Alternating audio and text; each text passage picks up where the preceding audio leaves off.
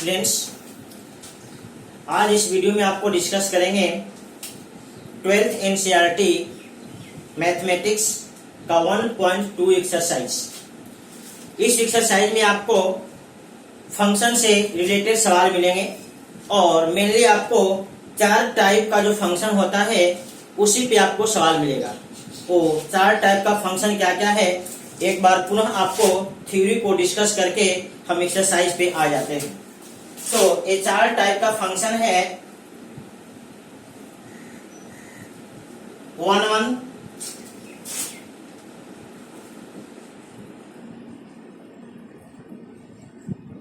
Many one, onto और into. ये 4 type के फंक्शन हैं। इन्हीं 4 टाइप के फंक्शन पे आपका सवाल मिलेगा। आपको यहाँ ध्यान देना होगा, कोई भी दिए गए फंक्शन को जांचना होगा कि वह 1 और मेनी वन में से क्या है। कोई भी दिया गया फंक्शन 1 और मेनी वन में से कोई एक होगा। और दूसरा जांचना होगा, कोई भी दिया गया फंक्शन अंटो और इनटू इन दोनों में से कोई एक होगा। तो कोई भी दिया गया फंक्शन इन दोनों में से कोई एक और इन दोनों में से कोई एक होगा। ठीक, सबका शर्त देख लीजिए। 1 का फंक्शन का शर्त है कि सेट ए के प्रत्येक सदस्य सेट बी में अलग अलग सदस्यों से जुड़ा हो, और मेनी वन का शर्त है सेट ए के बहुत से सदस्य सेट बी में किसी एक सदस्य के साथ जुड़ा हो। अंटो का शर्त है सेट बी के सभी सदस्य सेट ए में कनेक्ट हो, और इनटू का शर्त है सेट बी के सभी सदस्य सेट ए में कनेक्ट ना हो। कुछ ऐसे सदस्य हो जो सेट ए के किसी सदस्य के साथ कनेक्ट ना हो।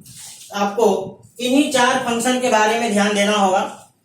और एक चीज आप हमेशा ध्यान देंगे, अगर कोई फंक्शन 1 है तो मेनी वन नहीं, मेनी वन है तो 1 नहीं। कोई फंक्शन अंटो है तो इनटू नहीं, अगर इनटू है तो अंटो नहीं।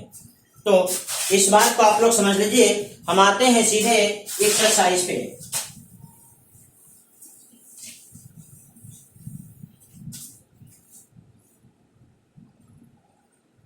One 1.2 exercise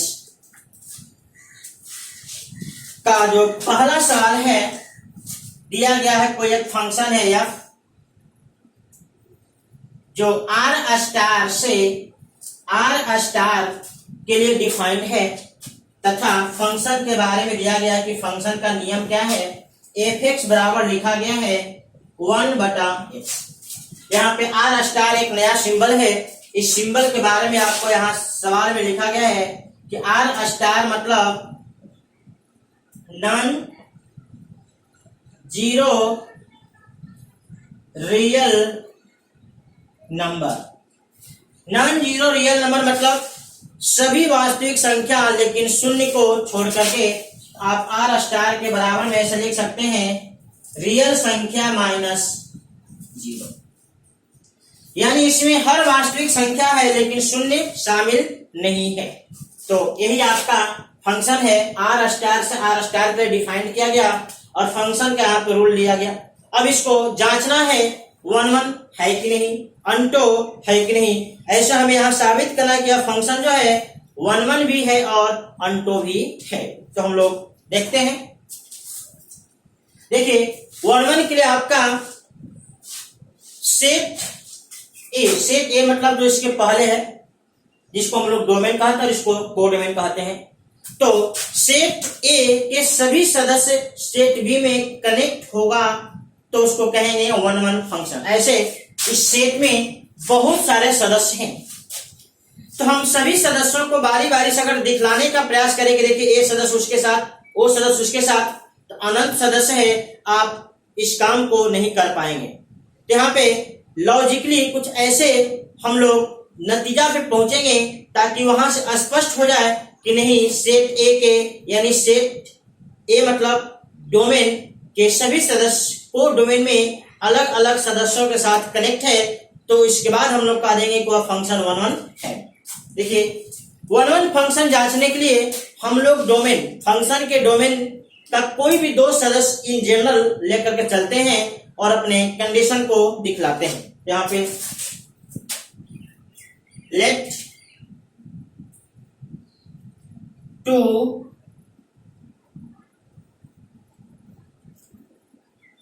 element x1 and x2 of domain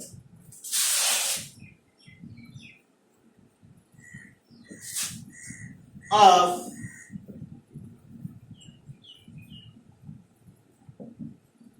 function f।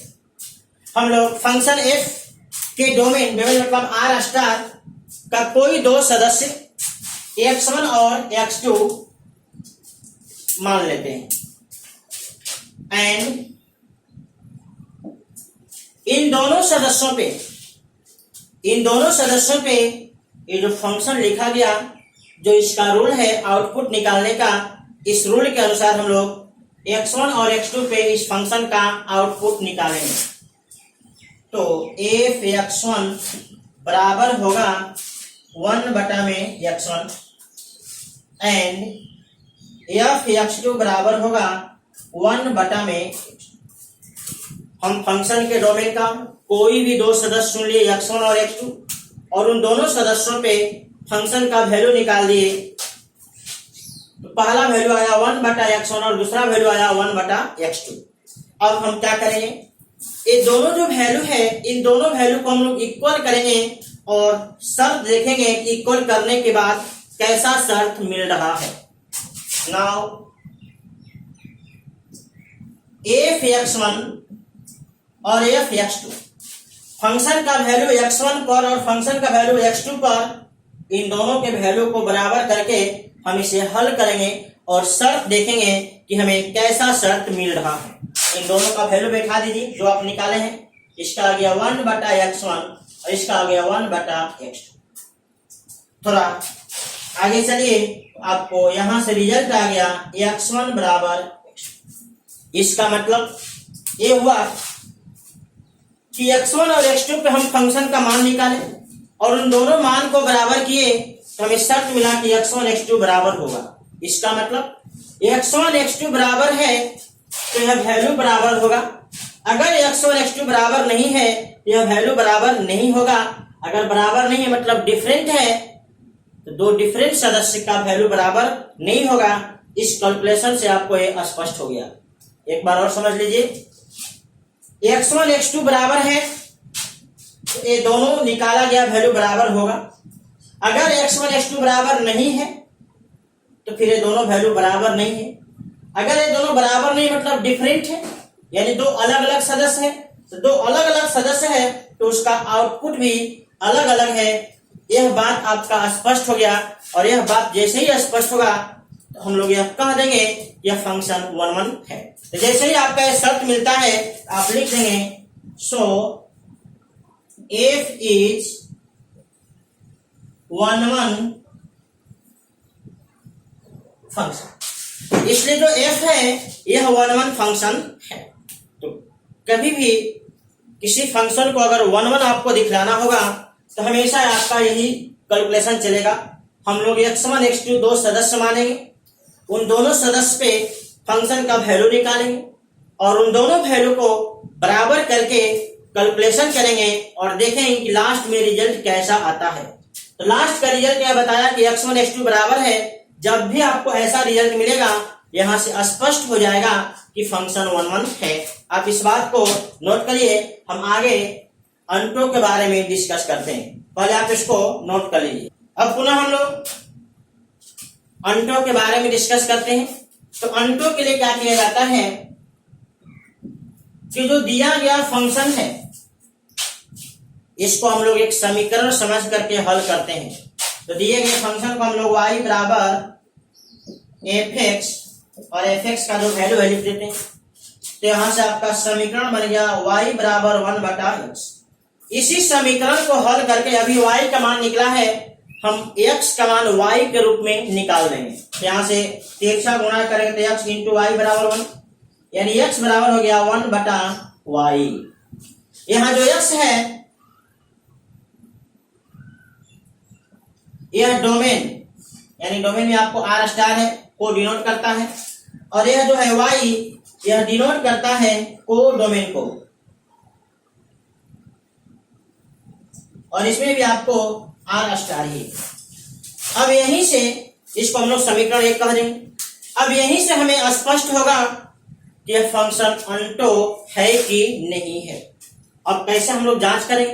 तो कोडोमेन का सदस्य यहां बैठाएंगे, कोडोमेन का सदस्य यहां बैठाएंगे। तो कोडोमेन में आपको है नॉन जीरो रियल नंबर, मतलब पॉजिटिव है, नेगेटिव वैल्यू शून्य नहीं है। कोडोमेन का वैल्यू बैठा करके जो रिजल्ट आएगा उसको डोमेन में खोजेंगे। अगर कोडोमेन के सभी सदस्यों के लिए जो वैल्यू आएगा अगर डोमेन में मिल जाएगा तो कहेंगे अनटो है। अगर कोडोमेन का कोई ऐसा सदस्य मिल जाए जिसको यहाँ रखने के बाद जो वैल्यू निकले वो इसमें न मिल पाए तो हम लोग कहेंगे अनटो नहीं। तो जैसे देख लीजिए कोडोमेन में है क्या, पॉजिटिव है, नेगेटिव है। तो कोई भी अगर पॉजिटिव संख्या बैठाते हैं तो वन पॉजिटिव संख्या 1 बटा पॉजिटिव आपका रिजल्ट पॉजिटिव होगा और हर पॉजिटिव संख्या इसमें मिल जाएगा।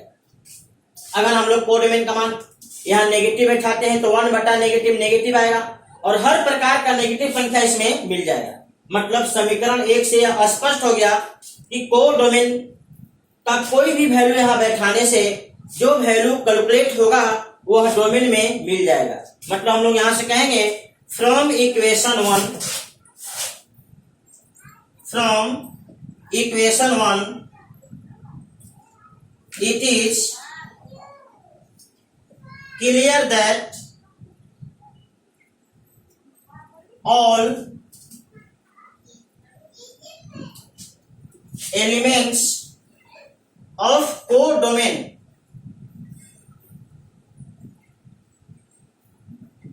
are connected with element of domain, so f is unto function. Equation 1 से यह स्पष्ट है कि कोडोमेन के सभी सदस्य डोमेन में कनेक्ट है, इसलिए हम लोग इस बात का लिखे it is clear that all element of codomain are connected with element of domain. So जब ऐसा क्लियर हो गया कि कोडोमेन के सभी सदस्य डोमेन में कनेक्ट है तो हम लोग इस बात को कह देंगे यह फंक्शन अनटो है। इस बात को नोट करिए। Hence f is 1 and unto function proof. अतः हम लोग यह कह सकते हैं कि जो फंक्शन f है ये 1 भी है अनटो भी है, साबित हो गया। इस नंबर 1 का सेकेंड पार्ट देखिए। सेकेंड पार्ट में फंक्शन में थोड़ा सा परिवर्तन किया गया है। कह रहा है कि फंक्शन का जो डोमेन है इसको नेचुरल नंबर से रिप्लेस कर दीजिए। फंक्शन के डोमेन के जगह पे आप नेचुरल नंबर रख दीजिए और कोड डोमेन को सेम वही रखिए। फंक्शन का डोमेन बदल गया और कोड डोमेन वही रहा और फंक्शन भी वही है। अब इसको जांचना है। अब इस कंडीशन में तो हम लोग अभी दिखला दिए कि फंक्शन 1 भी है अनटो भी है, लेकिन इस कंडीशन में बताना है कि फंक्शन 1 अनटो में से क्या है और क्या नहीं है। सबसे पहले हम लोग देखेंगे 1 के बारे में। तो 1 के बारे में जांचने का अभी आपको तरीका बताया है कि डोमेन के 2 सदस्य हम लोग चुनते हैं x1 और x2। उन दोनों सदस्य पे इसका वैल्यू निकालते हैं और वैल्यू निकालने के बाद उन दोनों वैल्यू को बराबर करते हैं और कैलकुलेशन करते हैं और देखते हैं कि कैलकुलेशन का रिजल्ट कैसा होता है। तो let 2 element x1 and x2 of domain of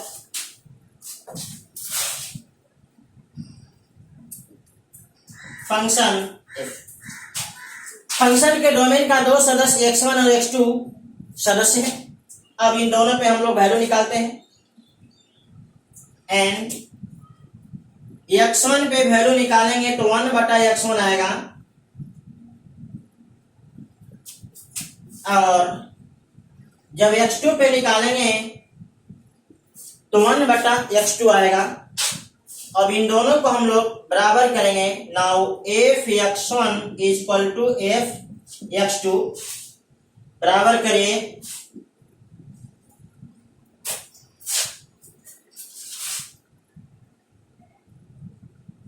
और इसको 3 गुणा कर दीजिए, आपका ए रिजल्ट आ गया। इससे जस्ट पहले आपको बताए थे कि यहां इस रिजल्ट के आने से स्पष्ट हो गया कि x1 और x2 का जो वैल्यू होगा तभी बराबर होगा जब x1 x2 खुद बराबर हो। यदि x1 x2 दो डिफरेंट सदस्य हो तो इन दोनों वैल्यू पे जो मान कैलकुलेट करेंगे फंक्शन का वो डिफरेंट होगा, इक्वल नहीं होगा। इससे स्पष्ट हो जाता है कि फंक्शन 1 1 है। हम लोग लिख लेंगे सो एफ इज 1 1 फंक्शन। यहां से स्पष्ट हो गया कि फंक्शन 1 1 है। अब अंटो में हम लोग क्या करते हैं, तो आपको बताए थे कि दिए गए फंक्शन को हम लोग समीकरण की तरह हल करके x का मान निकालते हैं। तो लेट y बराबर एफ एक्स 1/x, इसको समीकरण समझ लो। तो आपको यहां से आएगा y बराबर 1/x। इसी को हल करेंगे, यहां से आप हल करिए तो x इंटू वाई बराबर 1, x बराबर हो गया 1/y। इसको समीकरण 1 कह दीजिए और यहां से लिख दीजिए यह जो है आपका डोमेन है और डोमेन में आपका नेचुरल नंबर है और यह आपका कोर डोमेन है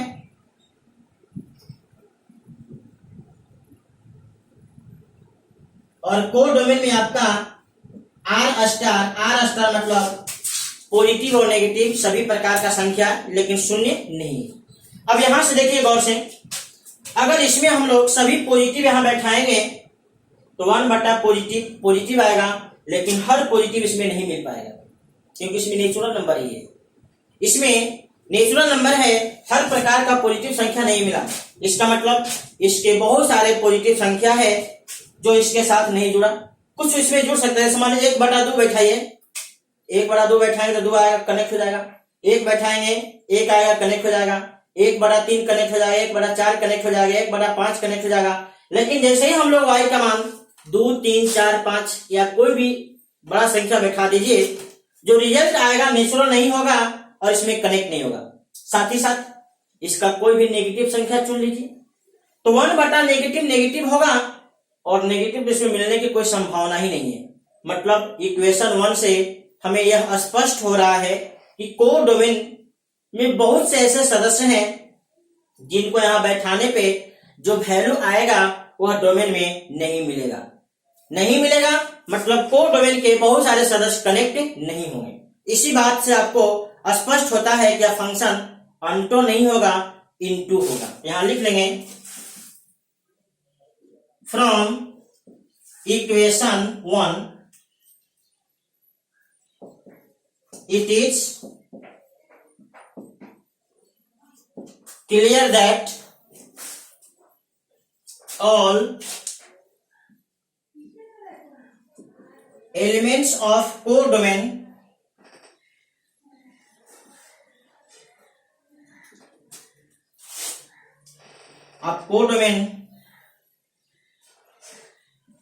are not connected with domain. तो यहां से स्पष्ट हुआ कि कोर डोमेन के सभी सदस्य डोमेन में कनेक्ट नहीं है। सो एफ इज नॉट अंटो या आप इसको इंटू भी कह सकते हैं, लेकिन ज्यादातर आपको नॉट अंटो का प्रयोग किया जाता है। इसके बदले में आपको एक इंटू शब्द है, आप उसका भी प्रयोग कर सकते हैं, कोई गलत नहीं काट सकता। इसलिए स्पष्ट हो गया कि फंक्शन जो है नॉट अनटो है, मतलब इनटू है। अब इस बात को नोट करिए। लास्ट में हम लोग फाइनल इसका रिजल्ट लिख देते हैं, पहले आप इसको नोट कर लीजिए। F is 1 but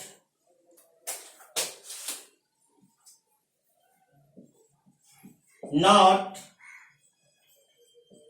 unto answer. इसलिए फंक्शन 1 है लेकिन अनटो नहीं है।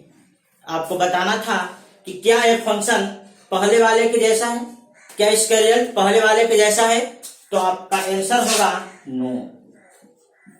इसका रिजल्ट पहले वाले के जैसा नहीं है, इसको नोट कर लीजिए। में आपको 5 सवाल दिए गए हैं और पांचों सवाल आपका मिलता जुलता है, थोड़ा थोड़ा फर्क है, तो हम लोग बारी बारी से सवाल देख लेते हैं। दूसरा का पहला सवाल है आपका एफ जो है नेचुरल से नेचुरल के लिए डिफाइन किया गया, एंड फंक्शन का जो नियम है वह आपका एफ एक्स बराबर है एक्स स्क्वायर। आपको इसमें जांचना है कि यह फंक्शन इंजेक्टिव और सर्जेक्टिव है कि नहीं है। इंजेक्टिव का मतलब आपको नोट में लिखवाए थे 1 होता है, और सर्जेक्टिव का मतलब अनटो होता है। मतलब आपको यहाँ भी वही बात है, 1 जांचना है और अनटो जांचना है। तो सबसे पहले हम लोग क्या करते हैं, 1 के लिए चलते हैं, और 1 को जांचने का वही तरीका आपको अपनाना है। हमेशा आप x1 x2 दो सदस्य मानिए और उन दोनों सदस्यों पे फंक्शन का मान निकाल करके बराबर करिए और उसको कैलकुलेट करके देखिए कि जो रिजल्ट आता है वह किस प्रकार का होता है। यहां पर लिखेंगे लेट 2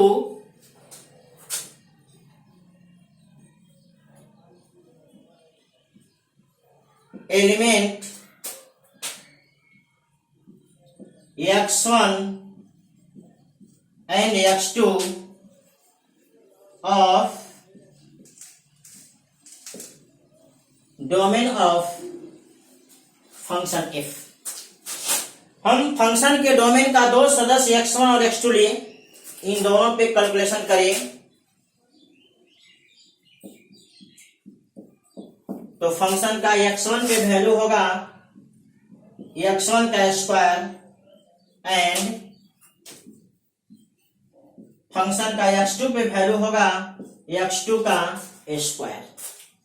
अब यहां ध्यान दीजिए, इन दोनों वैल्यू को बराबर करेंगे तो नाउ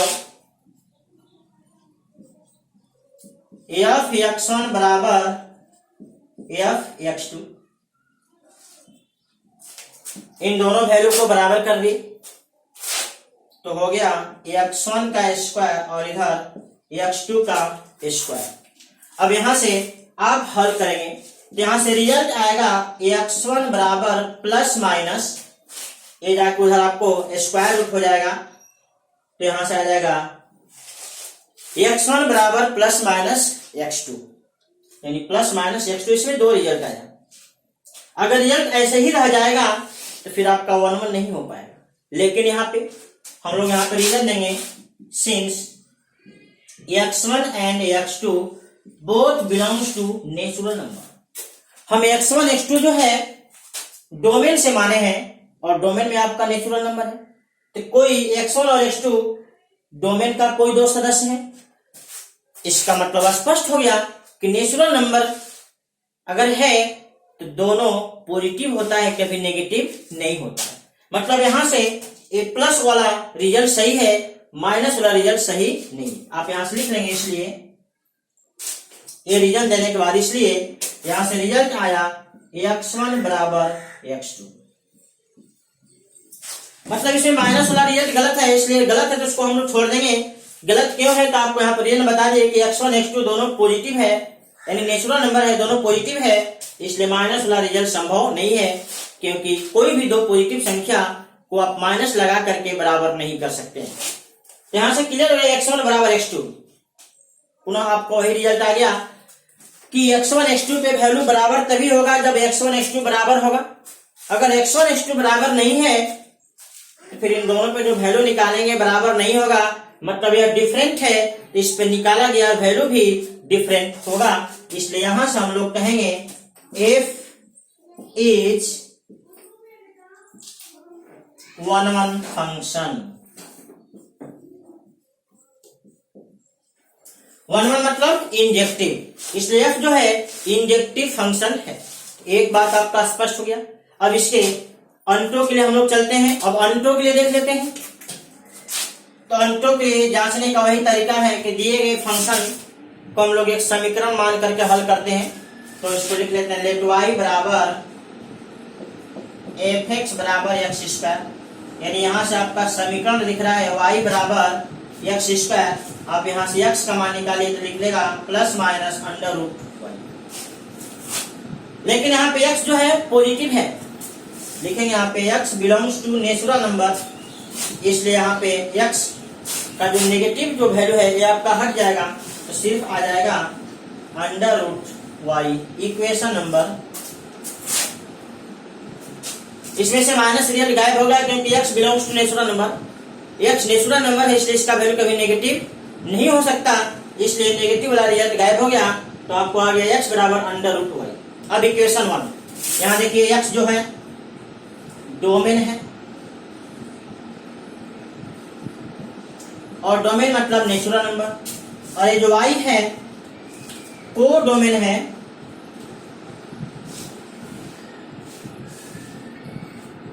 और इसमें भी आपका नेचुरल नंबर ही है। डोमेन को डोमेन दोनों आपका नेचुरल है।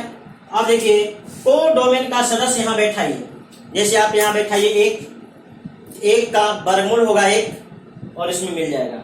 लेकिन अगर बैठा दे यहाँ पे 2, तो 2 का वर्गमूल आपका पॉइंट में आ जाएगा और वह वैल्यू नहीं मिलेगा। बैठाइए 3, वैल्यू नहीं मिल पाएगा। बैठाइए 4, 2 इसमें मिल जाएगा। 5 बैठाइए, 6, 7, 8 बैठाइए, नहीं मिलेगा। 9 बैठाएंगे मिल जाएगा।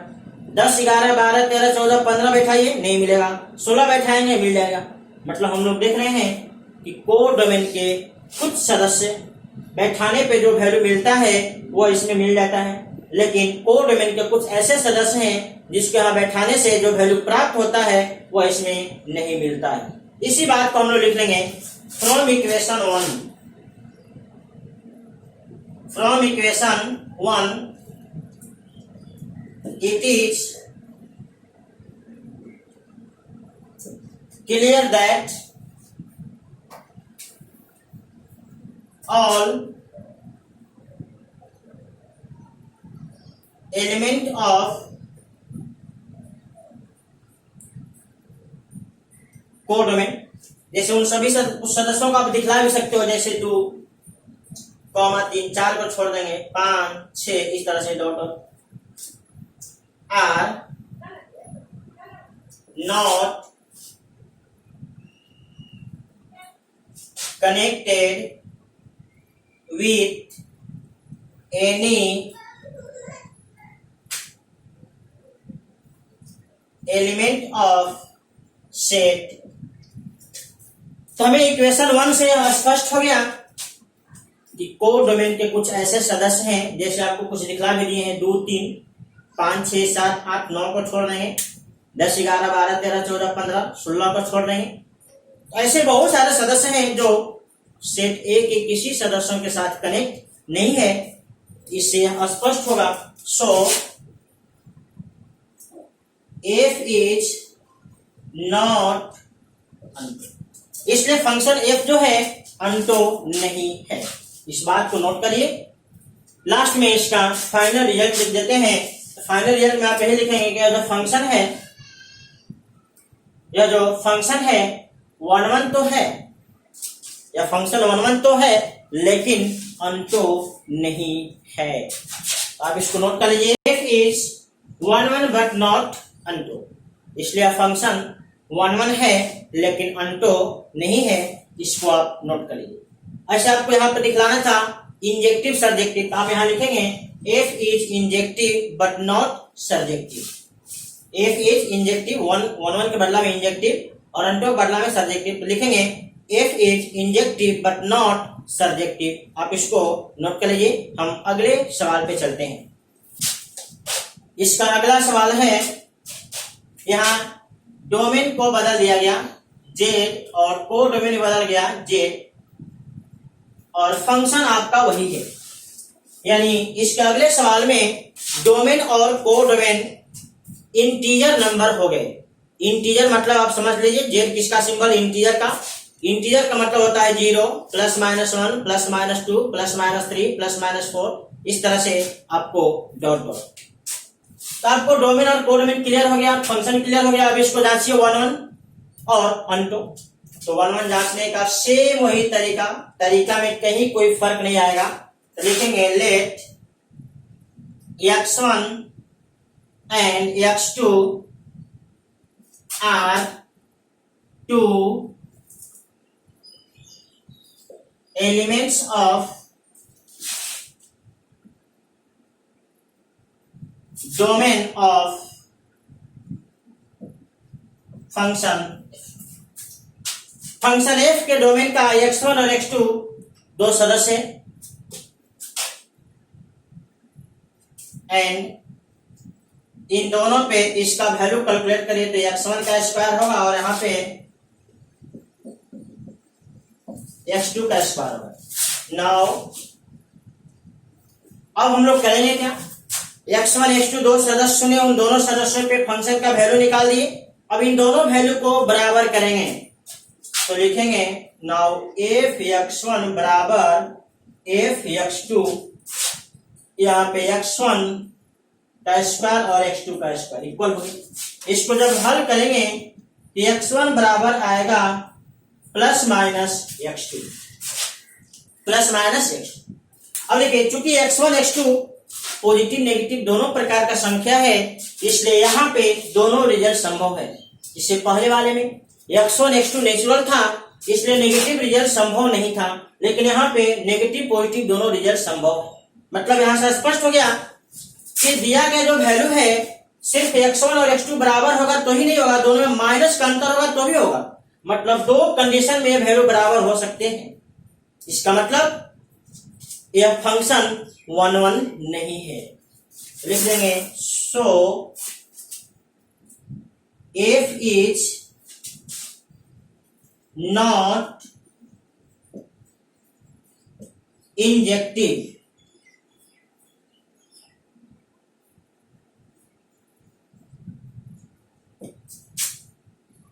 F is not injective function. इसको आप नोट करिए, मतलब इंजेक्टिव नहीं है, इसको नोट करिए। आगे हम सर्जेक्टिव यानी अंटो के बारे में डिस्कस करेंगे।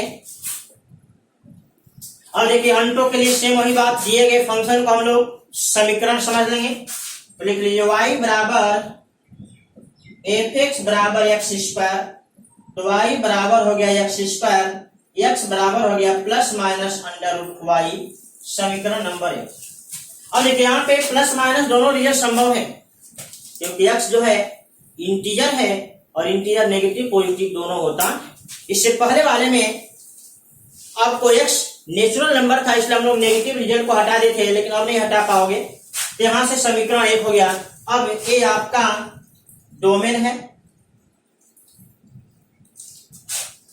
और डोमेन में आपका z है, और यह जो y है को डोमेन है और इसमें भी आपका z है। अब यहाँ पे z को बैठाइए, जैसे आप एक बैठाइए, एक बैठाएंगे तो एक आएगा, प्लस माइनस एक इसमें मिल जाएगा। आप दो बैठाइए तो आ जाएगा प्लस माइनस रूट 2, इसमें नहीं मिलेगा। 3 बैठाइए नहीं मिलेगा, 4 बैठाइए मिल जाएगा, प्लस माइनस 2 आएगा, इसमें मिल जाएगा। हम लोग देख रहे हैं कि को डोमेन में कुछ सदस्य को यहाँ बैठाने से जो वैल्यू आता है इसमें मिल जाता है, लेकिन कुछ ऐसे भी सदस्य हैं जिनको यहाँ बैठाने से जो वैल्यू आता है वह इसमें नहीं मिल पाता है। नहीं मिल पाता है मतलब को डोमेन को वैसे सदस्य कनेक्ट नहीं हो पाएंगे। इसका मतलब स्पष्ट हो गया कि यह फंक्शन सर्जेक्टिव नहीं है, अंटो नहीं है। इस बात को हम लोग यहाँ लिख देंगे, from equation 1 it is clear that each element of codomain is not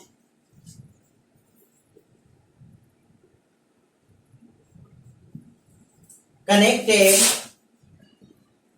with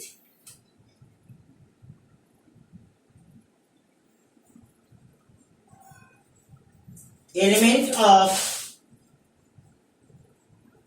domain. हम बात एक ही लिख रहे हैं लेकिन लिखने का तरीका थोड़ा बदल बदल के लिखते हैं। आप भी जैसे चाहे वैसे लिख सकते हैं, लैंग्वेज से कोई फर्क नहीं पड़ता, बट आपका मीनिंग सेम होना चाहिए।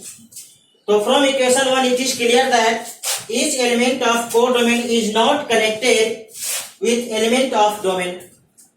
कोडोमेन के प्रत्येक सदस्य डोमेन में कनेक्ट नहीं है।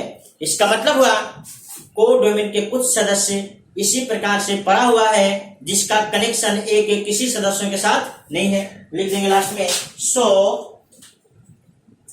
F is not surjective. So F is not surjective मतलब not unto.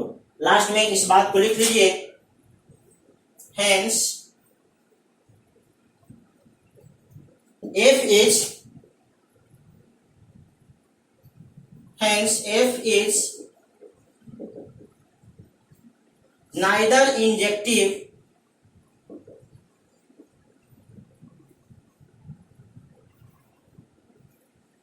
nor surjective.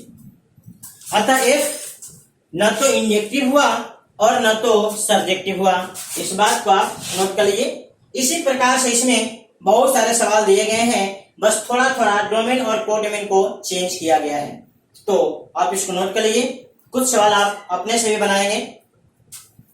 Question number 3 भी आपका सेम पहला और दूसरा जैसा ही है। आपको वहां पे जो डोमेन है और कोडोमेन आपका रियल नंबर हो गया, तो कैलकुलेशन जस्ट वही होगा, बस कोडोमेन और डोमेन को आपको रियल नंबर समझ करके अपना जो भी डिसीजन है आप अपना डिसीजन लेंगे। चौथा सवाल पे आते हैं। यहाँ पे आपका डोमेन और कोडोमेन दोनों आपका नेचुरल नंबर है और फंक्शन में थोड़ा सा परिवर्तन हो गया। अब हो गया पावर 3, fx बराबर x के पावर 3। यहाँ भी वही काम करना है, अल्टो और इंटो के बारे में जांचना है। तो हम लोग लेते हैं, let x1 and x2 are two element of domain of function f। Function f के डोमेन का दो सदस्य हम लोग x1 और x2 ले लिए। अब इन दोनों सदस्यों पे कैलकुलेशन कर लीजिए। तो आएगा x1 के पावर 3 और यहां आएगा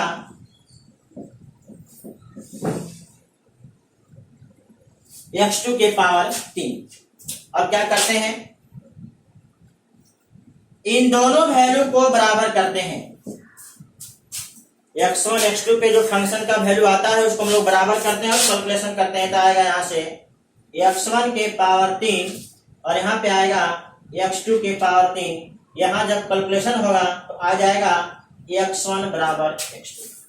जब आपका पावर इवन होता है तो आपका प्लस माइनस लगता है। जब पावर और दोनों तरफ हो तो आपका सीधे वैल्यू बराबर होता है। इस कंडीशन में प्लस माइनस नहीं आता है। तो यहां से जो स्पष्ट हुआ वो क्या हुआ कि x1 x2 बराबर है तो यह वैल्यू बराबर होगा। अगर यह बराबर नहीं है मतलब यह वैल्यू बराबर नहीं है, मतलब स्पष्ट हो गया कि यह फंक्शन इंजेक्टिव है। f इज इंजेक्टिव फंक्शन, इसलिए फंक्शन f जो है इंजेक्टिव फंक्शन है। आप इसको नोट कर लीजिए। अब हम लोग इसमें अंटो के बारे में डिस्कस कर लेते हैं। तो अंटो के लिए वही तरीका है, y बराबर fx बराबर x के पावर 3। यहां से होगा y बराबर x के पावर 3 तो x बराबर हो जाएगा y के पावर 1/3। Equation number 1। अब ये आपका डोमेन है और डोमेन में नेचुरल नंबर है और यह आपका कोडोमेन है और इसमें भी आपका नेचुरल नंबर है। तो अब यहां ध्यान दीजिए, डोमेन और कोडोमेन। अब यहाँ पे कोडोमेन का सदस्य बैठाइए और देखिए इसमें जो वैल्यू मिलता है कि नहीं। आप यहाँ 1 बैठाइए, 1 का पावर 1/3 करेंगे तो 1 से कनेक्ट हो जाएगा। 2 3 4 5 6 7 तक बैठाइए, कोई वैल्यू नहीं मिलेगा। 8 बैठाएंगे 2 आएगा, वैल्यू मिल जाएगा। फिर आप बैठाइए 9 10 11 12, इस तरह से आप 26 तक जाइए, कोई वैल्यू नहीं मिलेगा। 27 का वैल्यू मिल जाएगा।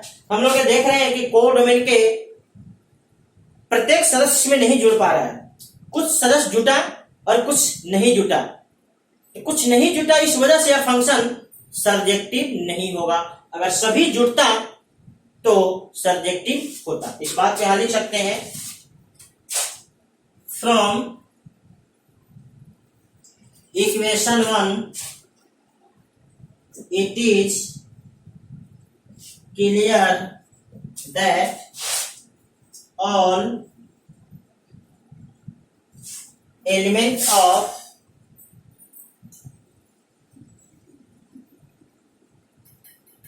codomain are not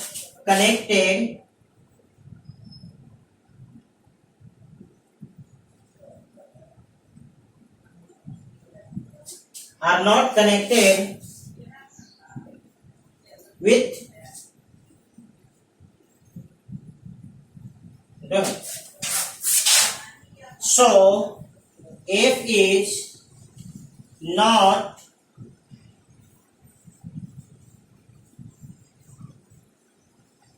सर्जेक्टिव, इसलिए F जो है सर्जेक्टिव नहीं है। तो मिला जुला कर हम लोग क्या देख लिए कि यह फंक्शन सर्जेक्टिव नहीं है और इससे पहले इंजेक्टिव था। आप इस बात को यहां लिख सकते हैं, सो F is injective but not